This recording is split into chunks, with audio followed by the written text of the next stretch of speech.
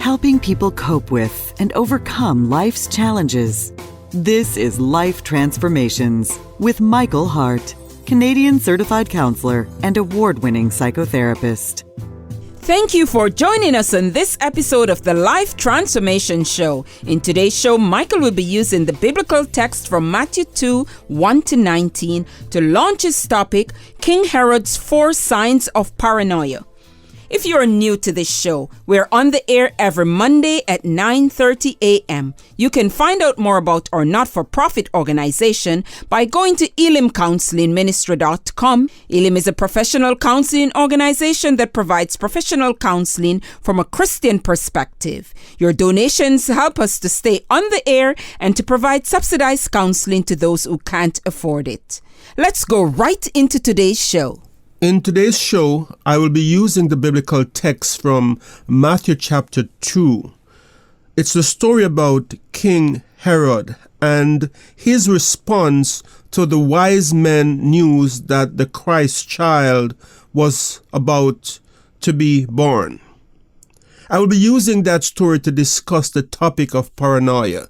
This is a very important topic to discuss, as statistics tell us that approximately 4.4% of Americans have paranoid personality disorder. That is 9.2 million people. Statistics Canada ranks paranoid personality disorder as one of the most common personality disorders, affecting 5.6% of the population. That's a very, very significant percentage of the population. And as we go through this story, we'll be seeing that King Herod displayed many of the symptoms that's recorded in the Diagnostic Statistical Manual for Mental Disorder, its latest version, the DSM V as it is called.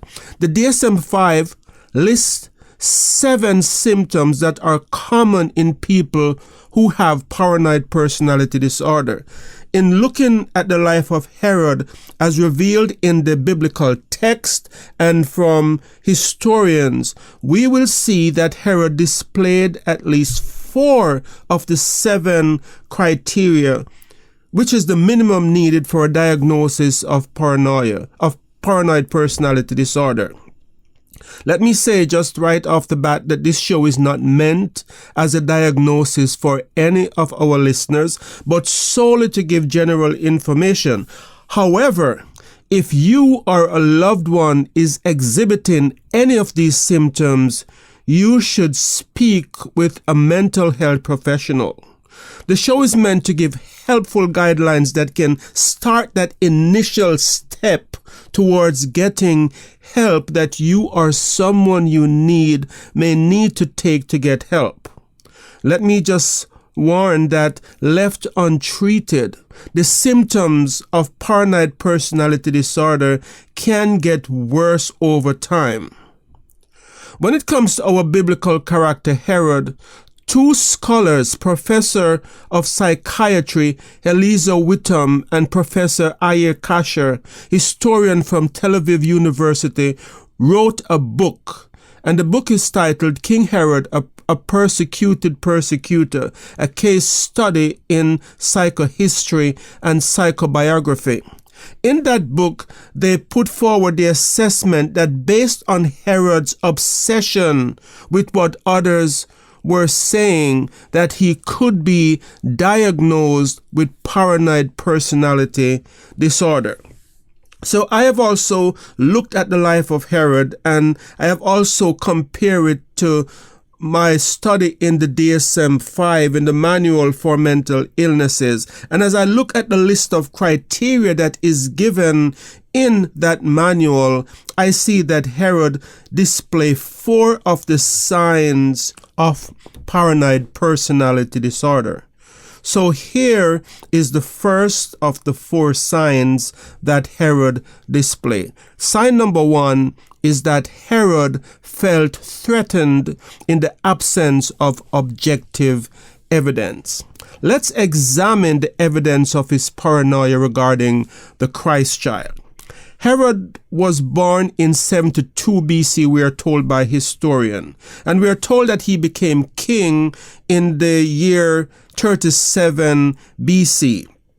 At the age 36, Matthew Henry's commentary on the book of Matthew, page 10, said that Christ was born in the 35th year of King Herod's reign.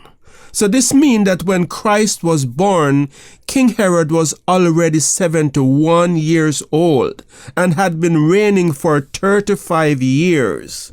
So to be 71 and to be worrying about someone who has just been born, he's just a baby, and he's going to be king 30 years from now, would be like Donald Trump or Joe Biden feeling threatened by someone who is going to be president 30 years from now. King Herod had no objective reason to be threatened by the birth of the baby Jesus. How long did he think he was going to live? We are told that the life expectancy in Jesus' time was around age 35. And so Herod is already 71. And he's expecting that 30 years from now, this baby that is born is going to overthrow him. He had no reason to be this threatened by the birth of this child. But we can see that this was typical of King Herod.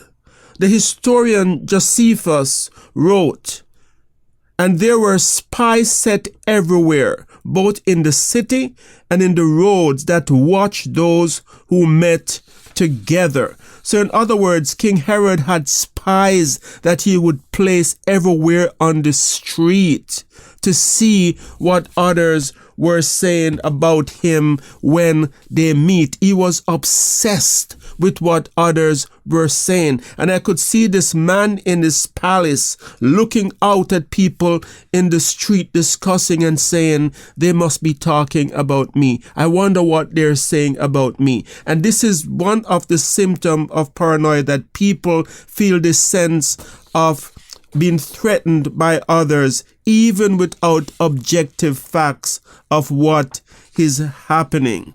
The historian Josephus also tells us that it is reported that he would sometime disguise himself as a private individual and mix among the multitude in the nighttime in order to test what opinion they have of his rule. This sounds like a very paranoid and troubled individual. So there we have this man that is so obsessed with the thoughts of others that he, as the king, can't even sleep at night. He's on the street mixing with the multitude to try to find out what others think about him. And so we have symptoms of paranoia in our society today that takes many forms. So one form is a person who thinks that co-workers are trying to hurt him or to do things like poisoning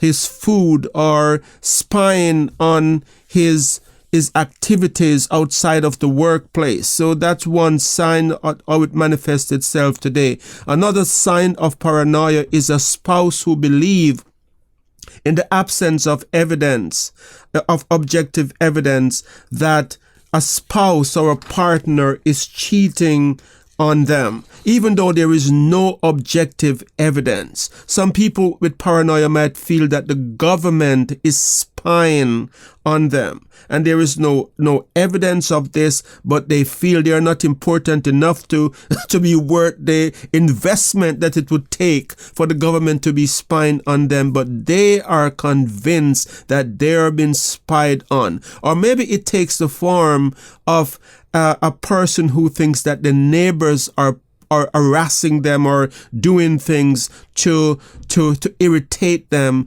when there is no evidence of it. And it may take ridiculous forms, like leaves may blow from one driveway to the other driveway, and they will come out and see those leaves and they will say, see, this is evidence. I know that my neighbor put this here because he's harassing me and he's bullying me, but there is actually no objective evidence that they have ever found to say that the neighbor is harassing them. But in their minds, they are convinced that this is taking place. And this is a very hard thing for the spouse of a person who is paranoid, because despite showing evidence to the contrary, and despite discussing the topic with the person in ways that shows the other way of looking at the situation, the paranoid person is still convinced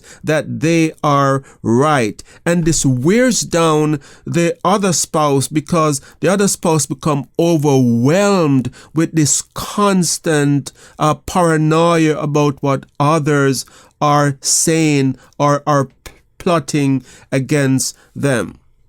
The second sign that we see in the story of King Herod is that Herod doubted the loyalty and the trustworthiness of others. When the wise men came into town and started asking, "Where is he that is born King of the Jews?" We're told in verse 7 of Matthew chapter 2 that Herod called the wise men secretly.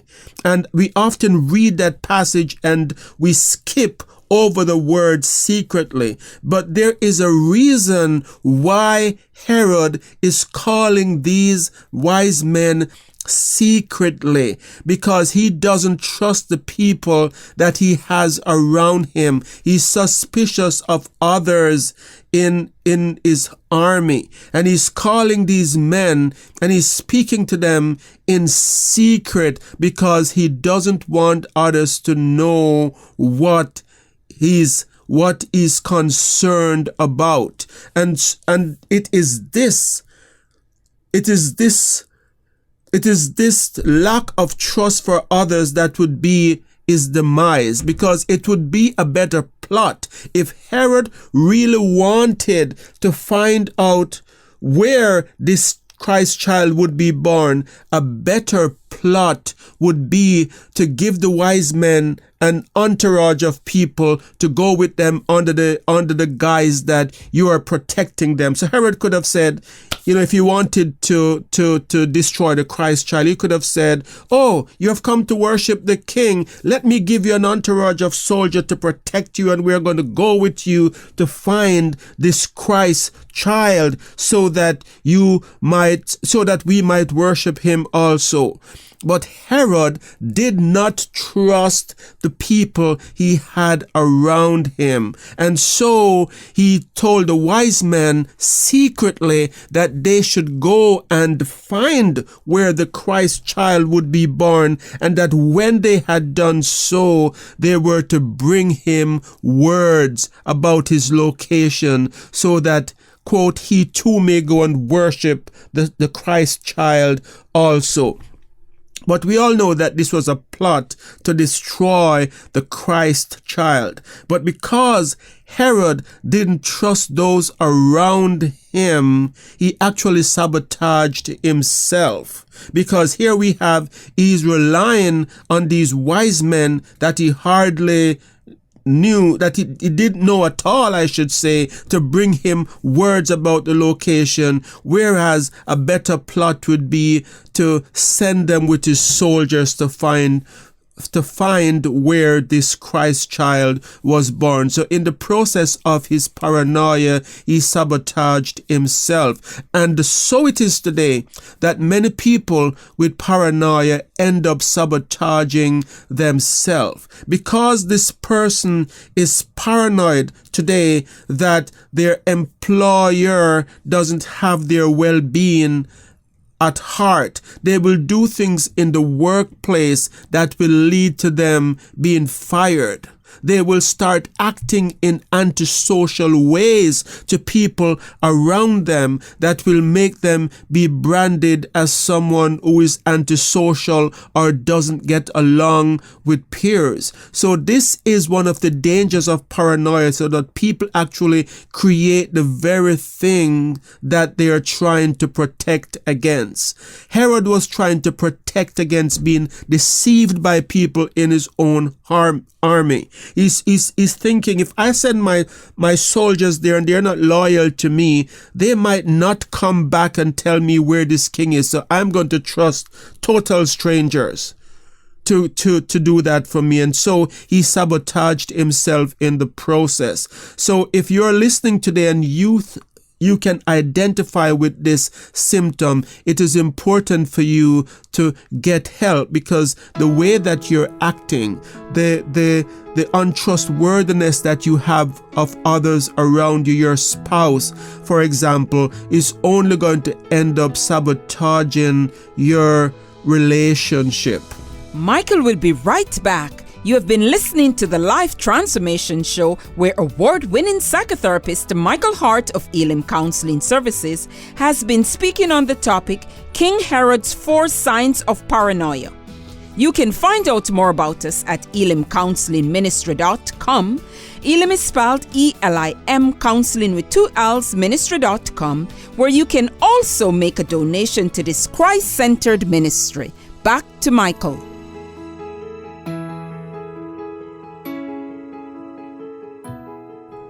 And the third point of King Herod's paranoia is that Herod interpreted benign remarks or incidents as threatening. So let us examine the phrase, born king of the Jews. What does this actually mean? And what was King Herod interpreting in this statement? We know for a fact that there was no dynasty in Israel at the time. There was no parallel king that a child could have been born in a royal family. So this was quite a statement that was taken to have meaning that it did not.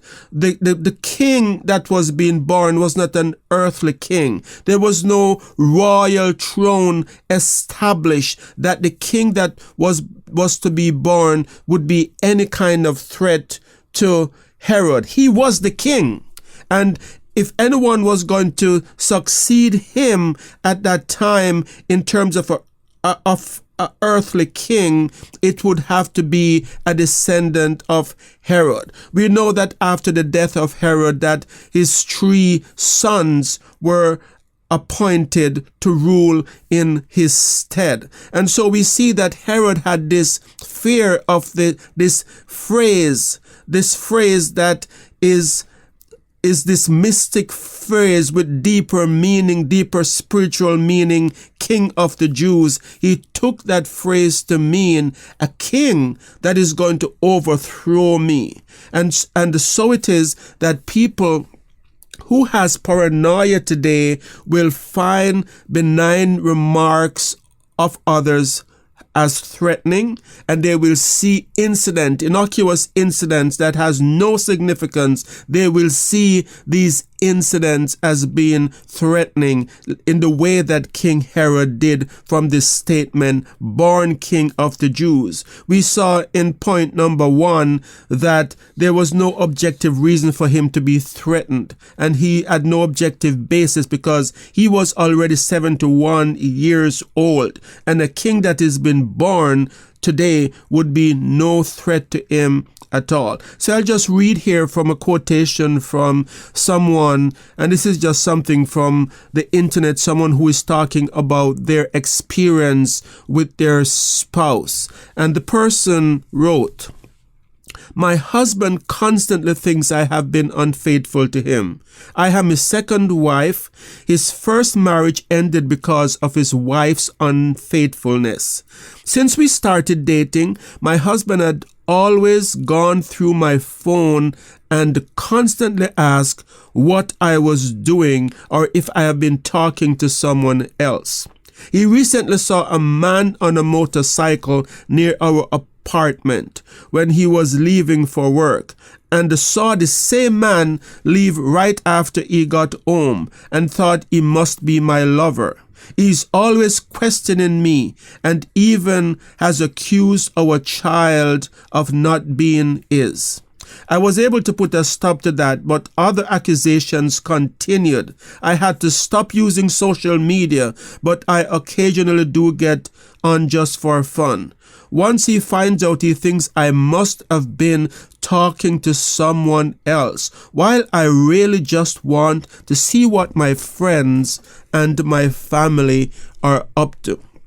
So here we have a picture of a paranoid husband who is suspicious of the wife, and he's putting incidents together, and he's interpreting incidents in a threatening way that has no correlation whatsoever to what the wife is doing. Just because someone in an apartment building happened to be there when you're leaving when you're coming home from work doesn't mean that in that apartment complex this person is sleeping with your wife. And so people who are paranoid, they put incidents like that together and they attach meaning to it, and they carry this suspicion of others based on these benign incidents and even benign remarks of others. So he had no reason to be suspicious. Herod, that is, had no reason to be suspicious because there wasn't any insurrection that would threaten his kingdom. He was protected by the Roman government, and so there is no one that could have come up in Israel that would be of any match to the might of the Roman army. Other examples of paranoia today might be people who at work see two co-workers speaking to each other, and they just know that this person is speaking about them. And then we know that this takes also spiritual forms, where people who are going through paranoia, that they often spiritualize what they're going through. So they will say something like, God showed me that they're talking about me. I can feel it in my spirit that they're discussing me, when the whole time it is just the disorder, the paranoid personality disorder, that is getting the better of them. And so it is important that if you see these symptoms in your behavior, in your spouse behavior, as I said before, that you reach out and you get help, because this will eat away at the fabric of the relationship and it will become worse over time.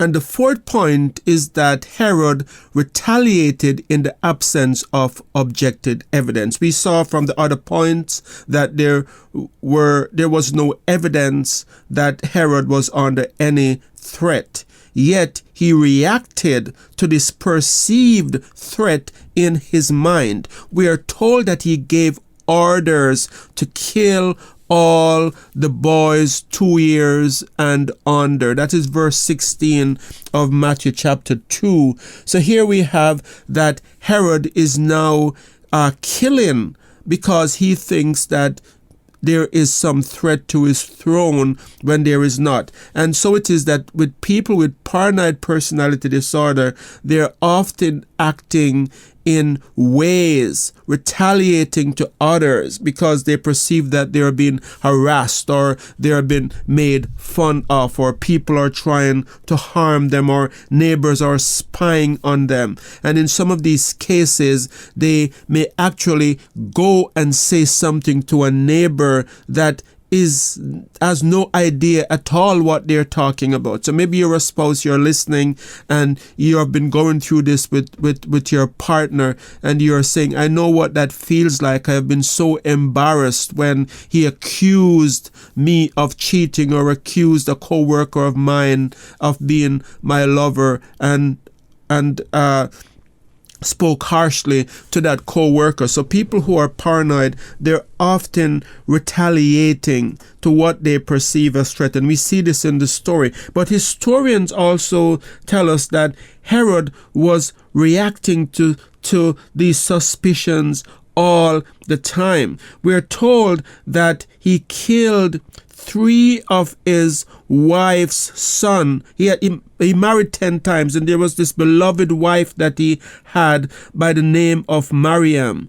And we're told that he became suspicious of 3 of her sons, and he actually killed her sons because he suspected them of trying to overthrow him. We're also told that he killed her brother, who he was just suspicious of trying to betray him. But what was even worse is that he actually ended up killing his beloved wife, Miriam, because of this suspicion that she had betrayed him without any evidence. And so in Matthew chapter 2, verse 3, we're told that when the wise men came calling and said, "Where is he that is born King of the Jews?" that Herod was disturbed, and all Jerusalem with him. And we read that and we jump over that last part very quickly without stopping to consider, why would Jerusalem be troubled? And they were troubled because they knew that Herod could go on a murderous rant if he suspected that there was any threat whatsoever. If he would kill his family that easily, just think what he could do to his subjects if he believed that there was a king lurking somewhere in the shadows waiting to take over his throne, even though the king was just a baby and he was at the end of his life. So now what do you do if you're in a relationship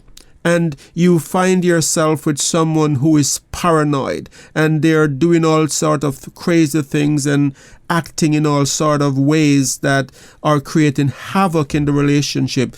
The first thing I would say is to react calmly but firmly to suspicions that the person raises. So if you're disagreeing, don't go into a lengthy debate about why it's not true, because nothing you say is going to convince them.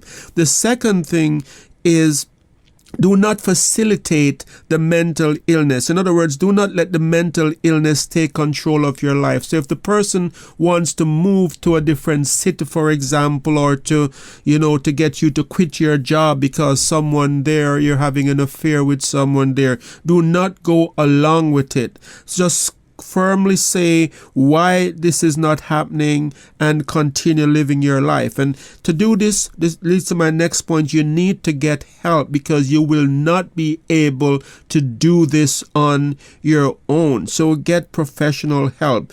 And finally, I would say set boundaries for yourself. Some things are to be not acceptable. If you allow the person to demean you by spreading rumors about you having affairs with your, to your family members and friends, then you are giving in to the mental illness. And even though it's a mental illness, you will need to put boundaries to say, this is not acceptable, and if this continues, this is what I will do. And so there you have it. We have come quickly to the end of today's show, and I want to thank you so much for joining in this episode of the Life Transformation Show. I want to remind you that we are a not-for-profit organization, and this is a listener-funded broadcast. So if we would like you to consider making a donation to this ministry, donations can be made by going to elimcounselingministry.com. Elim is spelled E-L-I-M, counseling with 2 L's, ministry.com. We also want to remind you that we have over 200 podcasts on our YouTube channel, which you can access through the website, that you can find help on a number of different subjects. And we want to also remind you that we're on the air every Monday morning at 9:30 a.m. And so until next time, this is your host, Michael Hart of Elim Counseling Services, praying that God would bless you in all your relationships and to keep you sound in mind and pure in heart.